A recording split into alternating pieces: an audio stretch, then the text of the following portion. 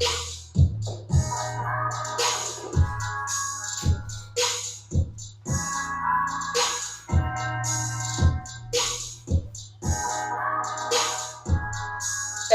hey, hey, oh, we coming back for another one.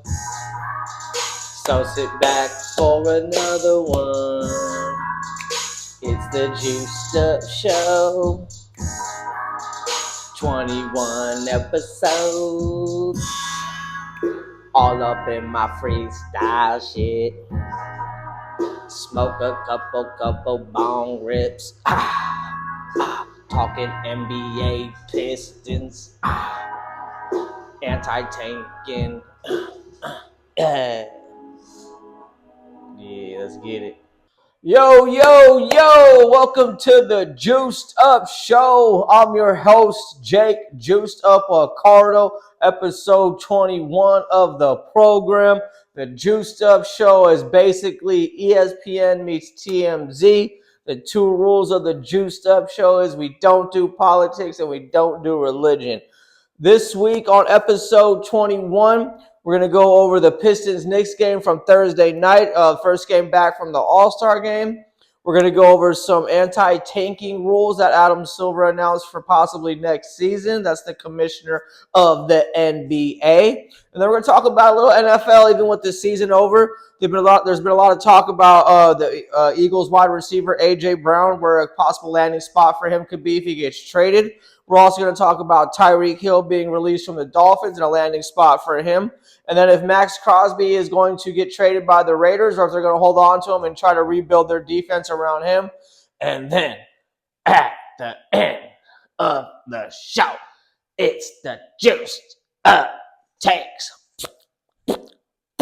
All right, so the first topic is we're going to go over some NBA really quick. One of the first games back last night on Thursday night was the Knicks versus Pistons. Pistons came into the Garden.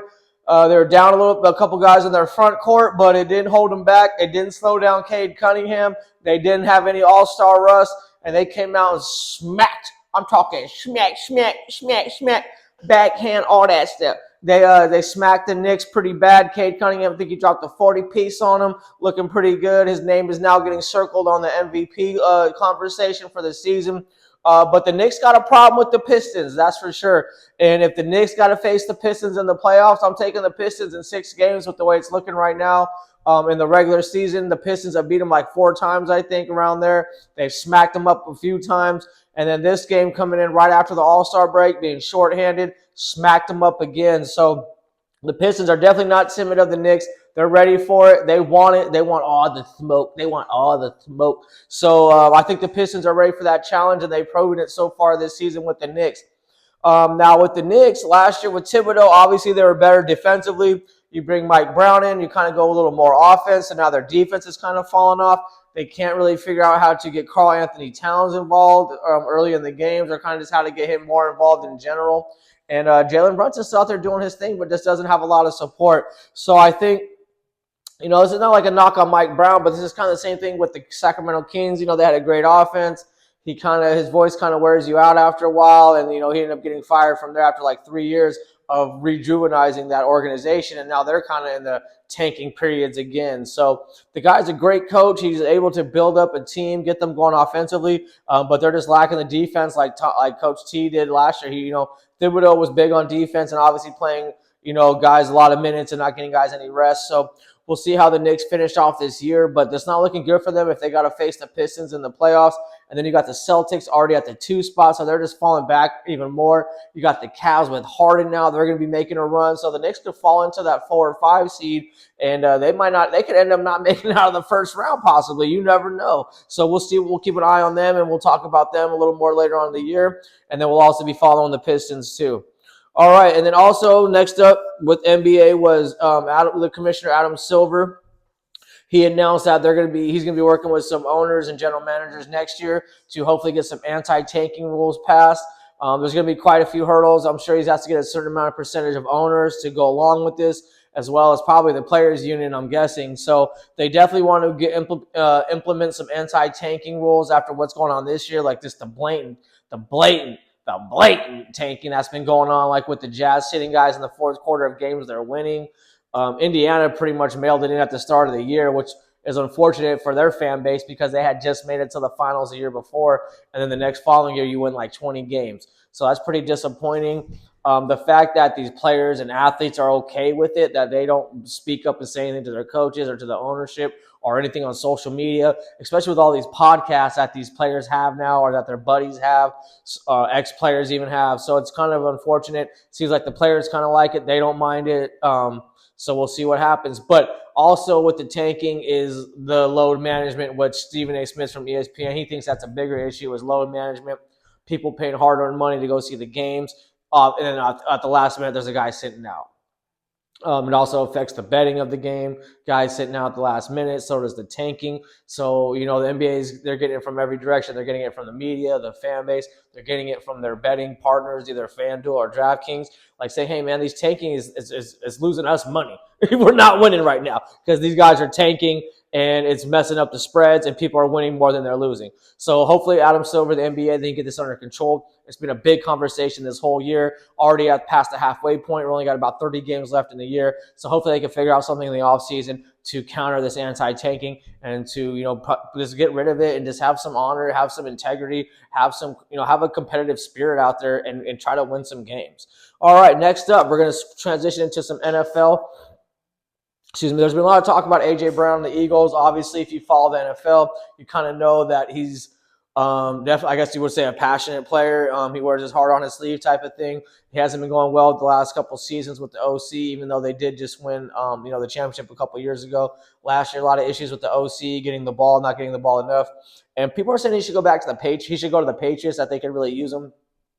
Coach, I don't know if people remember, but Coach Vrabel did coach this guy at Tennessee. They ended up letting him go, and for certain reasons. So I don't know if Coach Vrabel would really want this guy back on his roster. He's kind of got a strong personality, so he can kind of sway certain players in the locker room more than likely, and you can lose your locker room as a head coach.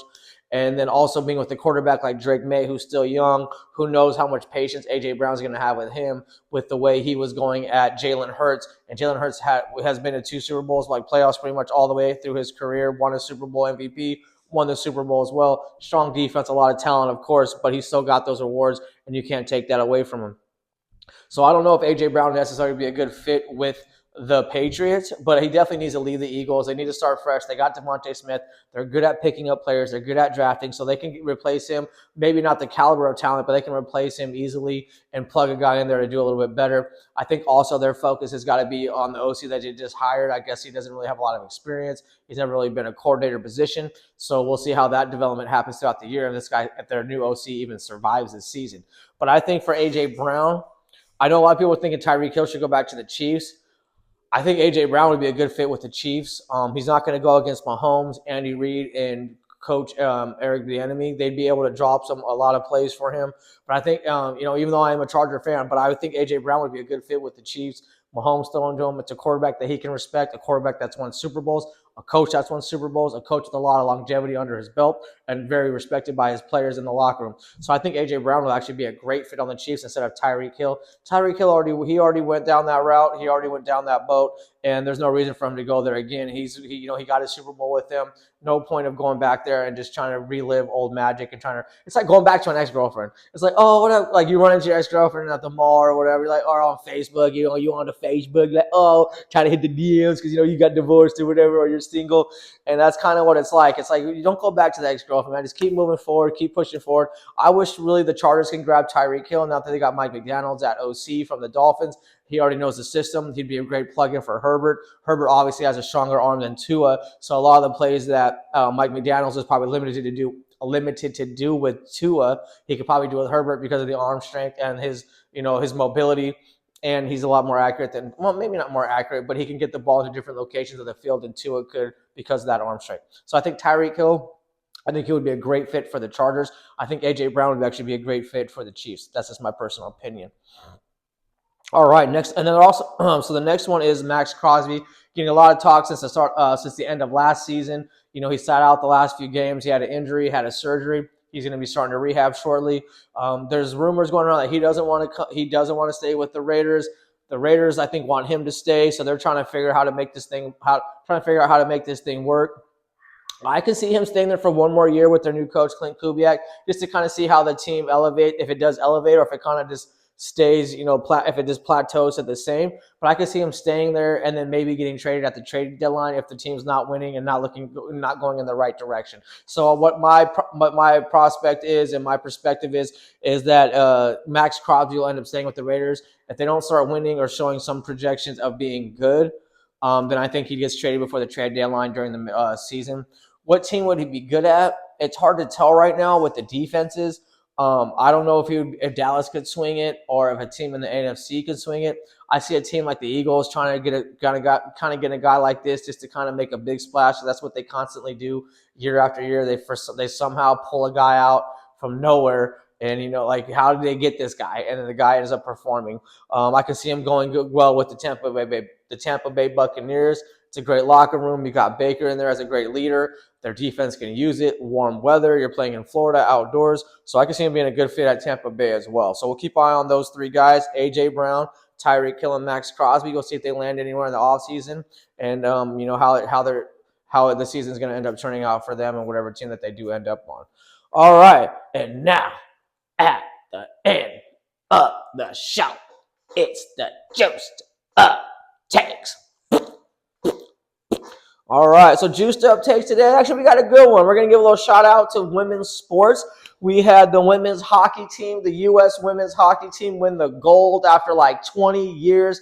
A goal. They scored the go-ahead goal with about 2 minutes left against Canada, and they finally got that gold medal. I can only imagine that feeling of something that you work for so many years. You get one shot at it every 4 years, so your longevity of being in the Olympics, you're pretty limited to maybe 3. That's a 12-year time frame because they're every 4 years. So, the excitement for those women, the excitement for the country and the people that actually follow women's hockey, congratulations to you guys. Congratulations to the USA. It's really good that these Olympics are happening this year with everything going on, a lot of negativity, a lot of anger. So to see some positive, happy moments is a great thing for our country. And then also women's figure skating, Alyssa Liu winning the women's figure skating gold medal after like 24 years. This was always kind of like, I vaguely remember as a kid, this was always a pretty popular Olympic sport for Americans. You had like the Nancy Kerrigan, Tanya Harding stuff. You had Christy Yamaguchi. She was pretty popular commercially, and she was a figure skater. So I feel like women's figure skating always kind of was popular with the Winter Olympics. And for us to finally get a gold after 24 years, that's awesome. So congratulations to Alyssa Liu. Congratulations to the women's hockey team. Congratulations to women's sports finally getting some notoriety. I saw on Sunday nights now, ESPN, they used to have baseball. They're going to replace it with women's sports, either basketball or soccer. So I think that's great. I think a lot of these women do have good talent. They do stick to more fundamental play, and that's kind of what you're lacking with the men's game right now. A lot of it's no fundamentals. A lot of it's this lousy ball, and these women, they go hard every time because they have a chip on their shoulder and they have something to prove. And I'm looking forward to going to some of the Portland Fire's WNBA games this season coming up. It's our new expansion team. So I'm looking forward to going there and taking my daughters there to watch some, female athletes professionally do their thing on the court. And that was the Juiced Up Takes. All right, that was episode 21. I hope you guys enjoyed the show. Episode 22 will be dropping next week. Make sure you hit like, hit subscribe, email the show at thejuicedupshow@gmail.com. I'm your host, Jake Juiced Up Accardo. Thanks for joining me tonight. Everyone have a good night and stay safe. Cheers.